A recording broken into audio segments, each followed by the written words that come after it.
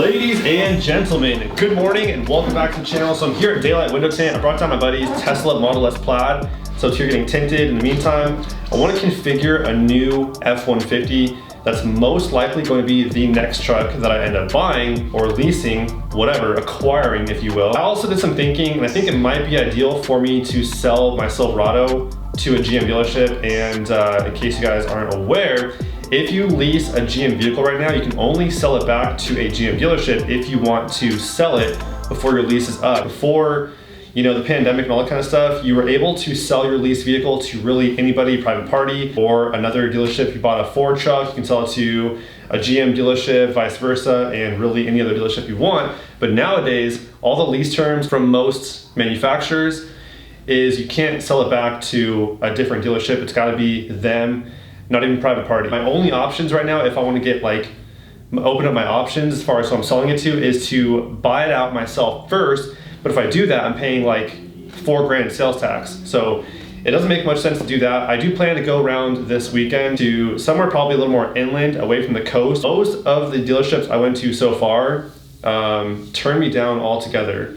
Said they don't want the truck at all. It's overly modified because I have the lift kit on it. That was the main issue. And the green wrap seems to be a problem as well because it's such a unique color, and they'll have a hard time selling it to really anybody unless they really want a bright green wrap, which isn't going to be too common. Might unwrap it, but first I want to go to a few more dealerships to see what we can get on trade-in at another GM dealership. As of right now, the highest offer is $41,000 from Guarantee Chevrolet, but they called me and offered me to take it off my hands for what I owe on it, which is $43,245. I bought it new, or I leased it for $47,400 and some change. But I also have about $15,000 in aftermarket parts added to it. Anyways, so we'll go out this weekend to some more dealerships and then see what some other dealerships a little more inland will offer for the truck, and then go from there. But in the meantime, let's configure a new F-150. All right, so welcome to Ford.com. Let's build my Ford 2021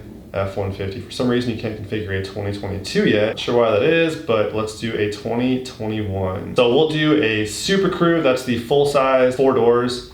And then I'll do the short bed, so the 5.5 foot. There's XL, XLT, Lariat, the Tremor, King Ranch, Platinum, and the Raptor, and the Limited, which is more than the Raptor. Crazy. XLT is where you can start getting some really cool options. I'm pretty sure you can option anything you want into an XLT. Panel roof, the tech packages, and off-road stuff. So that's why the XLT is one of the top selling trim levels, because you can option pretty much anything you want into it. Let's start with the paint. So Agate Black. Black's always a good choice. Antimatter Blue. Wow, dude. It's a cool one. Carbonized Gray. But dude, lead foot gray, that one's sick right there. What? You have to add the 2.7 and remove the 3.3, which I don't want either one of those. Lead foot gray might be available hopefully in the 5.0 or the 3.5, whatever. But in the meantime, let's do Agate Black. Agate Black, moving on from the paint, let's go to packages. All right, so the standard is the 300A, which is probably a really small screen. So the 301A mid, let's see which one that is. Scroll down, oh.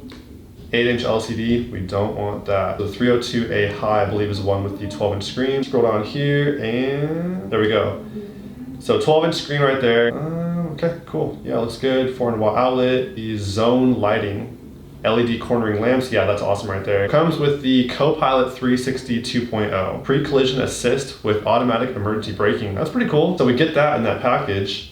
So the truck will automatically stop for you if you approach something too quick. So for $750 more, we can get the intelligent adaptive cruise control, stop and go, lane centering, speed sign recognition, evasive steering assist, and intersective assist, connected built-in navigation. Dude, that's way worth $750. So I'm gonna add that because that sounds dope. Moving on from there, the FX4 off-road package. Raw crawl mode, unique off-road tuned front shocks, hill descent control, get rid of all this chrome on the handles, front bumper, rear bumper, the grille, and pay match it for $300 more. That is a bargain right there. So now it's all blacked out. But now it's saying it's not available on the 2.7. Oh, add 2.7, not available with the 3.3. So we'll just say yes for now because I'm sure it's also available with the 3.5 or the 5.0, which I'm not sure which one I'm going with quite yet. All right, so that's all for packages. Let's move on to powertrain. This right here is what I'm kind of torn between. Do I go with the 5.0, good old V8, or do I do the 3.5 liter V6? So with the 3.5 EcoBoost, there's a lot more room for tuning it. So you can tune those engines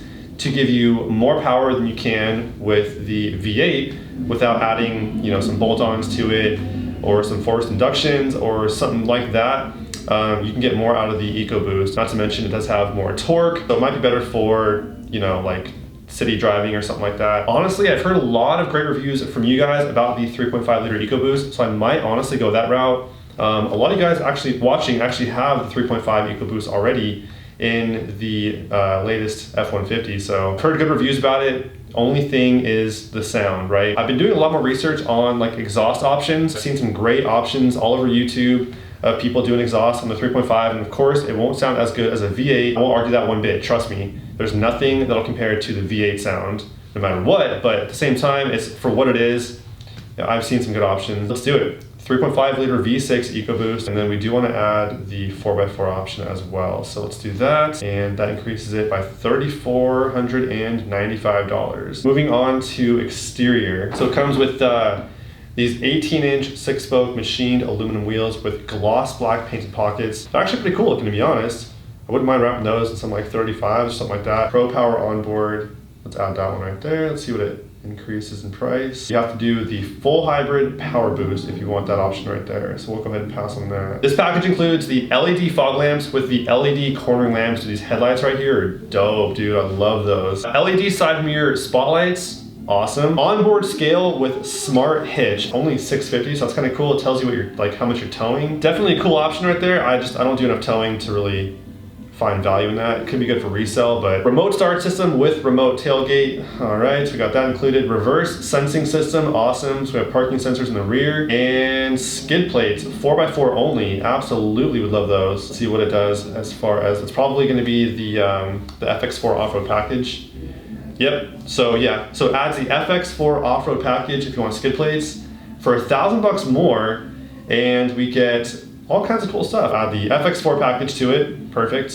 And then going on from there, tailgate step with tailgate work surface, dude, for sure. $400, dude, definitely do that. Rear sliding window, $350, definitely want that. Included are the manual folding power glass side view mirrors, heated and have turn signals. That's awesome right there. Running boards, no thank you. It does include these right here. All right, so axle gearing, it includes the 331. Let's do the 355 electronic locking axle for $470. That should be good. 373 is an option. Moving on to the interior, unique sport cloth, 40 console, 40 front seat with power driver and manual passenger lumbar. Includes the 400 watt outlet, awesome. The interior work surface, definitely doing that. That's a must-have right there for $165, dude, no brainer. Partitioned, lockable, fold flat storage, twin panel moonroof. I'm not really a fan of sunroofs at all. I got one with my Silverado. I didn't want it. It was due to availability, so I got a sunroof, paid $1,000 for it, didn't want it. And the twin panel moonroof on the F-150 is only $14.95. So I will pass on that. Let's see what this whole thing totals out to. $44,155 base MSRP for the XLT Silverado with the short box and the full size 4 doors, or the Super Crew. My options total $10,425. Destination charge of $16.95. Total MSRP including everything is $56,275. Just to recap, 2021 F-150 XLT Super Crew 3.5 liter V6 EcoBoost with the 10-speed 4x4 with the 355 locking rear axle, 302A high package, and welcome to the interior. So I've never really been too into leather. I feel like there was a time when like having leather was the only option, otherwise you weren't cool, but cloth is really nice nowadays. It's more comfortable, it doesn't get as hot, it doesn't get as cold. It's more comfortable, period. So center shifter here, not the column shift, so it's definitely one to get used to, but got a little screen there on the center of the instrument cluster. Hey, I had a question. If I order a Ford online on the website and have it delivered to your dealership, what's the lead time on that? Roughly about 5 months. 5 months? Oh, Correct. Wow, And okay. I'm still waiting on mine, and I put mine in about 4.5 months ago, and it will be here at first week of next month. So yeah, they are focusing more on custom orders. How long after you order the truck do I get like a delivery date? You should receive the delivery date in about 3 to 3.5 3.5 months. 45 days after that, you should actually receive your vehicle. Got you. That's a long time right there. So that changes the game a little bit. So we might have to go do some shopping actually and see what some dealerships have on the lot. So yeah, we are going to be doing some shopping for trade-in on my Silverado, as well as a new F-150 starting this weekend. Meantime, that is all I have for you guys. I will catch you guys on the next one. Till then, peace out.